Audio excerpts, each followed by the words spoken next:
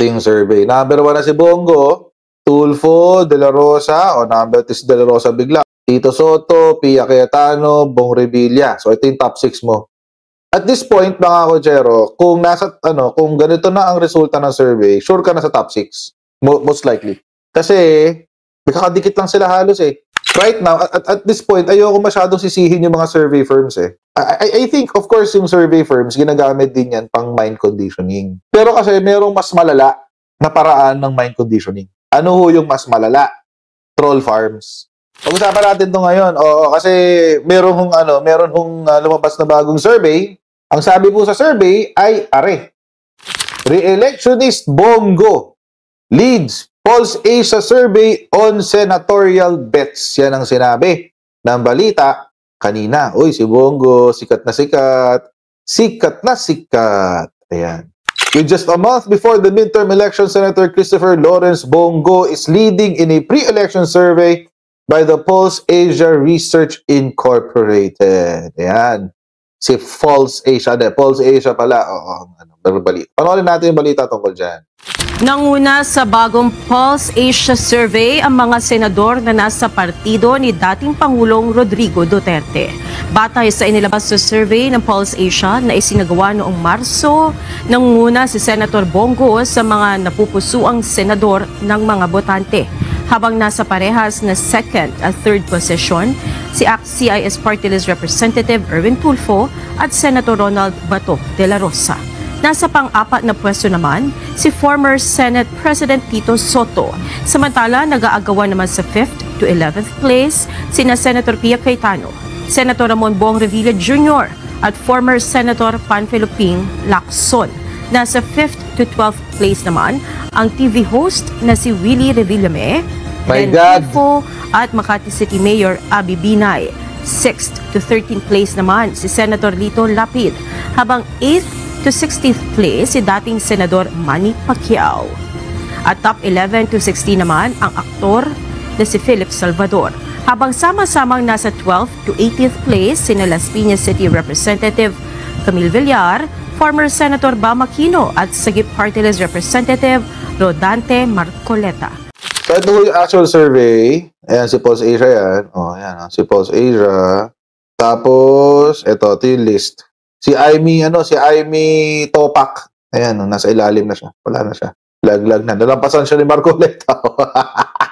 Ito yung survey. Number 1 na si Bongo, Tulfo, De La Rosa, o number 2 si De La Rosa bigla. O dati, dito siya sa gitna-gitna eh.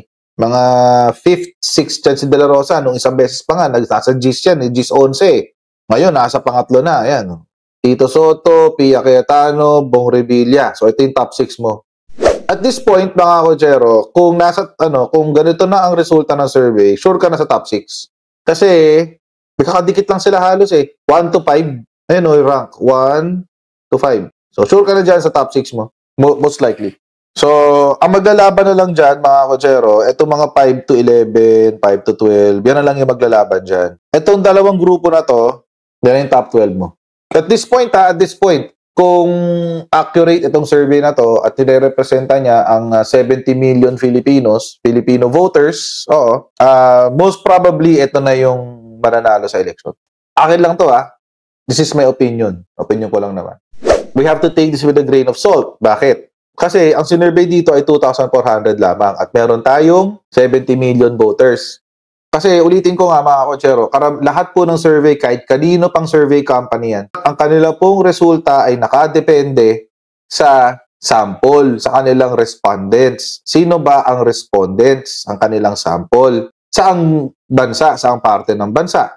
Sino ang nagpa-survey? Ano yung survey? Ano yung questions ng survey? Naintindihan ba yung survey? Pwede kasi hindi naintindihan yung tanong. Pwede rin mas maraming kinuhang respondent sa isang particular na lugar or particular na demographic or particular na edad. So, may mga ganun kang factors. So let's see. Pero most probably, sasabi ko nga, mas ginoon pa, sinasabi ko na, itong top 2, sure na to. Yan na yun. Ang mga consistent lagi nasa survey, ito si Tito Soto, yan, sure na yan. Ito, sure na rin to, itong dalawa. Si De La Rosa, umakyat siya eh. Pero lagi siya nasa top 12, si De La Rosa. Si Lacson, ayan, sure na yan. Si Bitag, sure na yan. Tsaka si Willie. Kaya nga kaya nga posible ito na yung lineup mo eh. Itong mga to, mga kotsero, sila rin yung more often than not, sila rin yung nasa top 12 ng ibang surveys. Sana mag-mintis. Sana mag-mintis daw ako. Okay lang naman na bumaba ang batting average mo para sa bayan. Wala problema sa akin yun. Basta para sa ikagaganda ng bayan, matanggal si Bongo, si Bato de la Rosa, si Willie Revillame, sino ba? Si Manny Pacquiao, Pia Cayetano, Bong Revilla, diba? Si Ben Bitag, Philip Salvador, sa ba? Camille Villar, Rodante Marcoleta, si Mama Aquino, 50-50 ako dyan. So, itong mga to nasa ilalim, wala na yan. Out na yan mga yan. Out na yan. For sure, out na yan. Wala na yan. Huwag nyo naasahan yung mga yan. Ibang nasa ilalim. Pero ito yung pinakamalaking loss, imagine, pinakamalaking loss yung kay Aimee. Alam nyo kung bakit? Si Aimee, rumarank yan dati, top 12. Nung una, nasa top 3. Tapos naging 5. Tapos naging 6. Tapos naging 12. Pagkatapos ng aresto at nag-inarte siya, naging 12. Tapos ngayon, pang ilan na siya?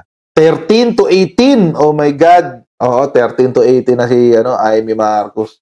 So, ako, mga kotsero, right now, at this point, ayoko masyadong sisihin yung mga survey firms eh. I think, of course, yung survey firms, ginagamit din yan pang mind conditioning. Pero kasi merong mas malala na paraan ng mind conditioning. Ano ho yung mas malala?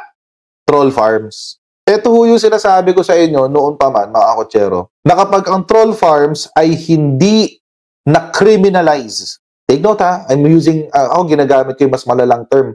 Criminalizing troll farms.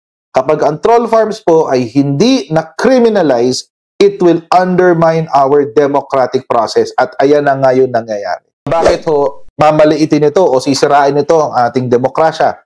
Kasi itong troll farms, unlimited sila sa pagmamind conditioning. Ang troll farms, sino bang iniimpluwensyahan niya? Botante, di ba? Sino boboto? Yung botante. Huwag nating kitira ng utak natin. Sabihin mo, bakit botante ba yung trolls? Natural, hindi. Pero sino iniimpluwensyahan niya? Kaya nga sinabi ko, mind conditioning. Kinukondisyon nitong mga troll farms ang utak nitong mga tao, nitong mga botante, na ang dapat natin iboto ay si ganito, si ganyan, dahil ganito, ganyan. Kaya ako, mga kotsero, dapat talaga, kaya nga paulit-ulit ko rin sinasabi, sa hearing ng TRICOM, you're missing the mark.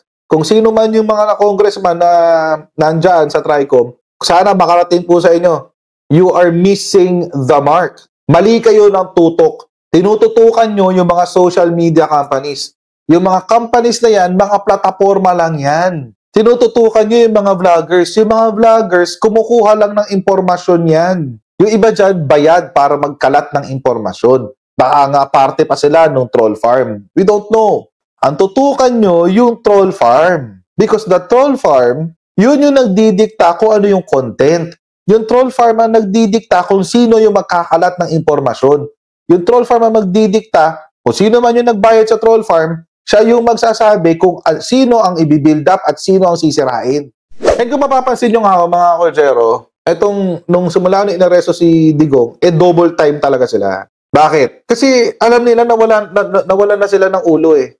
So, what's the best thing you can do in case you lost your leader? Kasi siya naman talaga yung leader si Digong.